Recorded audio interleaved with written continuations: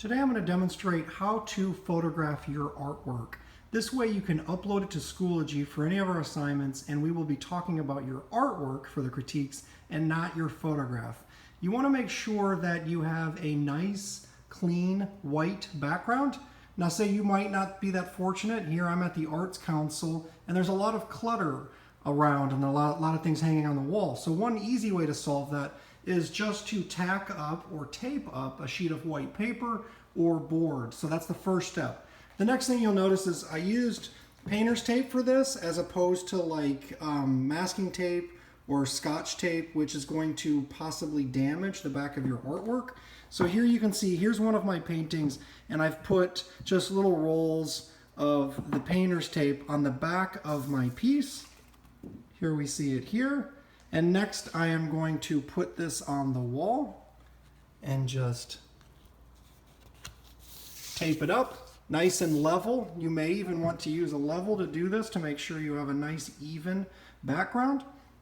And then what you'll see with my setup is I have two lamps here, and I want these spaced equidistant from the work. So what you can see is if you take a step back, you can see I have the two desk lamps a few feet away from the piece itself to give me nice, clean, even lighting. So I'm not just depending on the fluorescent lights in this space, and I don't have to worry about a shadow when I'm photographing it, blocking the artwork and creating a shadow or a highlight or a harsh, uneven sense of tone. So what I do is I measure. And now if I'm doing this in the professional photography studio, which you can do at Lyon College, we have those really nice photo lamps that we can even set to a flash to go off as the camera takes a picture.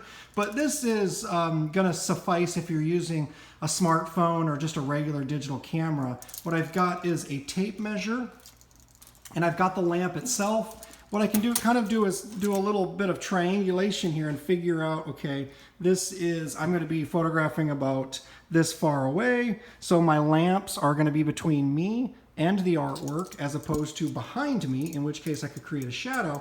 And then what I'm gonna do is I'm gonna set them at a 45-degree angle from the middle of my piece. So you can see the middle of my piece, 45-degree angle, and this top of the lamp here measures 20 inches, right? That's more helpful than measuring the base because you can see this lamp has a flexible thing. So I'm gonna measure from the lamp itself, the center, 45-degree angle, and you can see this one also is the same distance. So they're equidistant, and then I'm going to line up myself behind the image. I'm going to get it nice and perfectly framed, and then click, I'm going to take a photograph. Okay, so this is how to use artificial lighting indoors to take a nice photograph to upload to Schoology. This is also something if you take photograph on HD on your phone or take it with a digital camera and store it at high res. This is something that you could send to a gallery or a proposal for someone that wants to maybe buy your artwork. So this is a great way